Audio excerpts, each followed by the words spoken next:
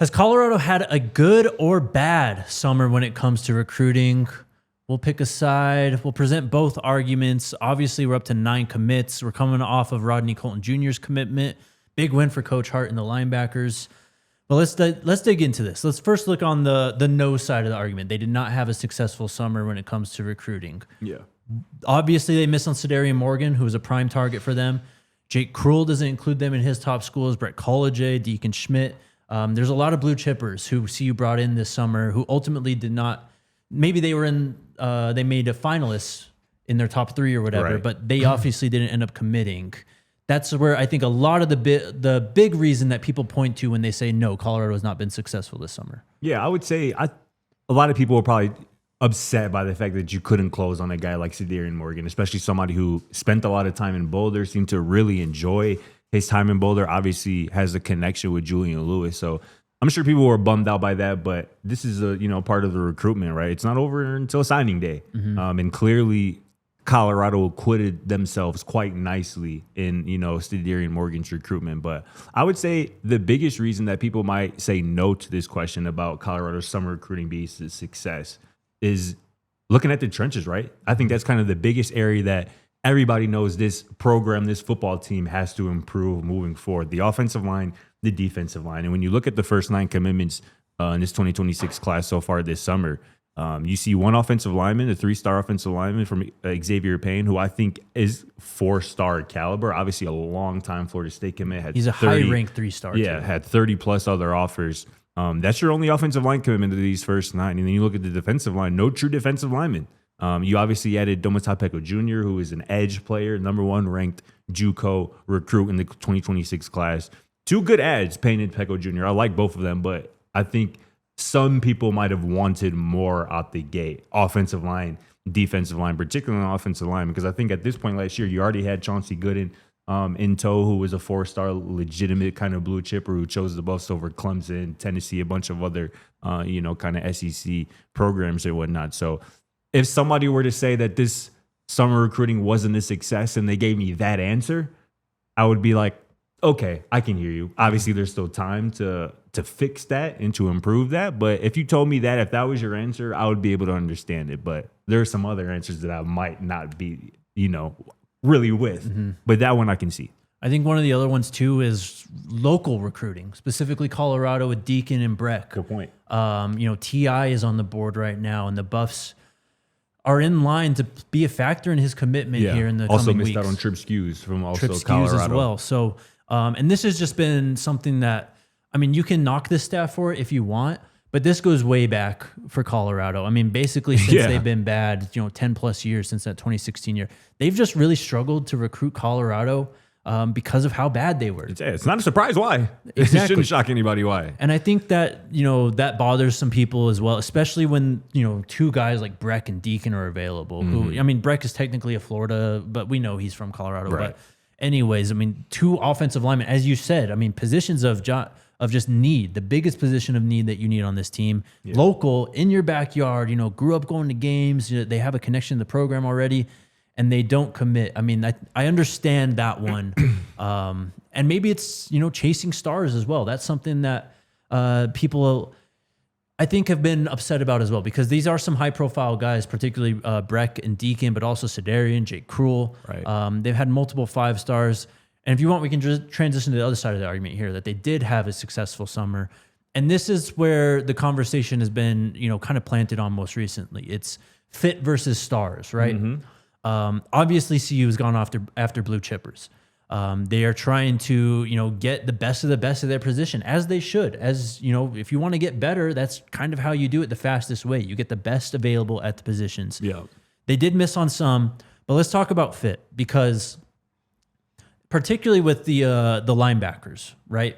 They've had a surge recently, especially this month. 3 of them this month, all 3. Rodney Colton, of course, Carson Crawford, and Colby Johnson. But it's more important to find players who fit what you want to do schematically. But we talked about this on the show recently too. You got to get players that want to play for the logo on your helmet, the team across their chest. Yeah. That matters more, especially in this day and age when money is being thrown around so much. And Jim Nagy was talking about this recently on a podcast.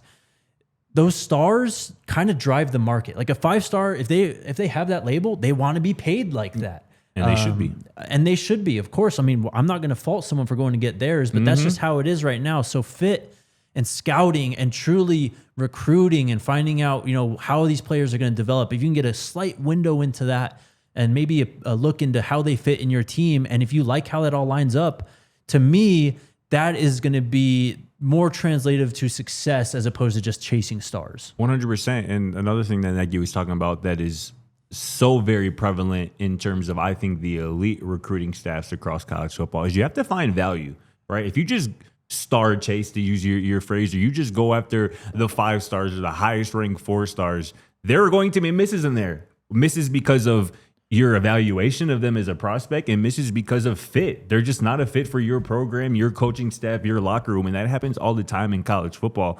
And I think the approach that we've seen this Colorado recruiting staff make is, obviously watching the film and, using their talent evaluation, their eyes to identify talent and the right fits.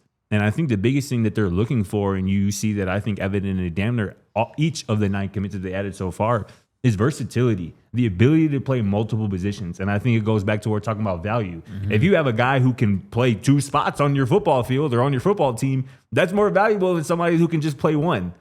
A la Travis Hunter, you know what I'm saying? And nobody's going to be the talent that Travis Hunter is. But if you look at Rodney Colton Jr., we were just watching his film. This is somebody who I think could play snaps at edge, who can play snaps as a true linebacker. You look at Preston Ashley, can play corner, can play nickel corner, can play safety. He has said he can play all those positions. Gavin Mueller can flex out and run routes as a true receiver, can be your 6th offensive lineman with his 6'6", 250-pound frame, and be a blocker, a pure blocker. And you go down the list, DeMonte Timms can play multiple positions in the secondary. Carson Crawford Xavier Payne can play guard and tackle. He's probably going to be a tackle because of his size, but Kobe Johnson, we talked about his versatility on the show last week. So these guys, that's how you find value, not only in the guy that might be a 3-star right now, but you see him as a 4-star, but value in the fact that this guy can play multiple positions for us and do multiple things for us.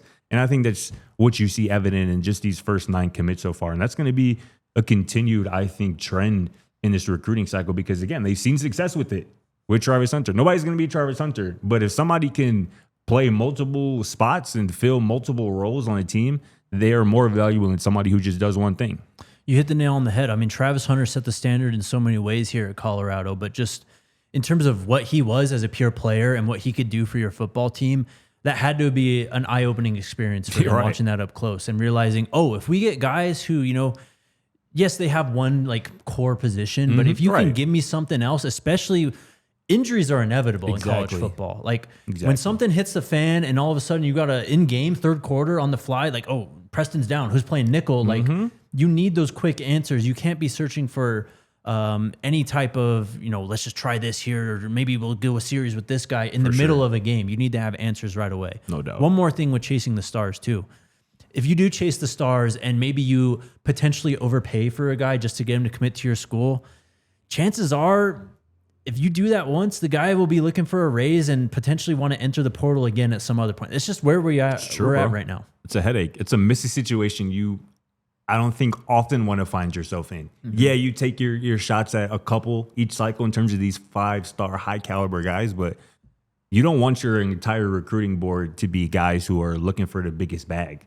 That's not going to bode well for you or the future of your program. And clearly Colorado as a recruiting staff has made it clear, I think, from Coach Prime down that Colorado is about the NFL. They're not about the NIL. They're not about the biggest bag and, looking at a raise after every year or after a good game or something like that. That's not what this whole program and this staff is about. So you mentioned, I think they have really found guys who not only want to play for the logo, the name on the front of their jersey, but also the head man, Coach Prime. We talk about Preston Ashley, who literally has idolized Deion Sanders, Coach Prime, since he was a jit, since he was a shorty. Coach Prime was retired too. Exactly. So, this is and I think, Rodney Colton Jr., you don't get a player like him if Coach Prime isn't the head man. Still, it's shout out to Coach Hart, it's shout out to Coach Box and Coach Phillips for sure. But, we're starting to see, I think, the impact of a Coach Prime. And I think the more you see him as he comes out of his, kind of health situation. And the more this team continues to win, you're going to continue to add more players like Rodney Colton Jr., Preston Ashley, and other guys.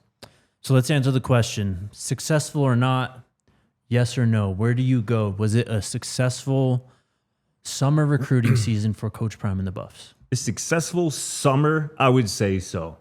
I think they added some ball players, like some future starters. I think they even added a couple of future NFL guys in this 2026 recruiting class. Real spill. That's how I feel about it. And yeah, we talked about the versatility, the ability for most of these guys to play multiple positions or to do different things on the football field.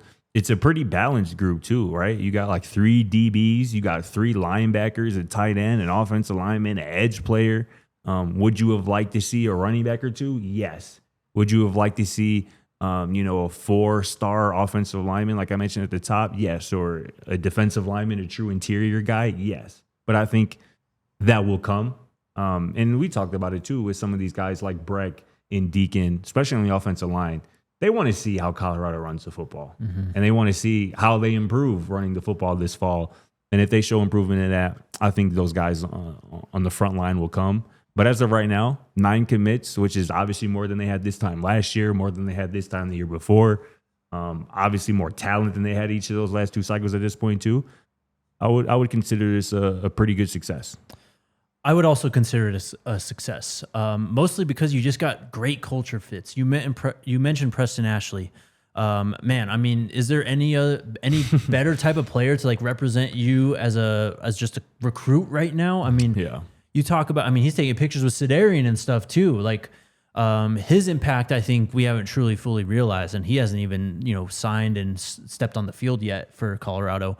I just like what they did with these 4-star guys. And a lot of these 3-stars too are high 3-stars who could really catapult up the rankings with solid seasons. I mean, Xavier Payne is one for sure. Carson Crawford is one. DeMonte Timms, Colby Johnson even. Yeah. All those guys, I think if they have a strong senior season, this class is going to look a lot better just naturally over time with what they're going to do on the football field. So you mentioned the versatility, the culture fits, all that stuff. I think it was successful.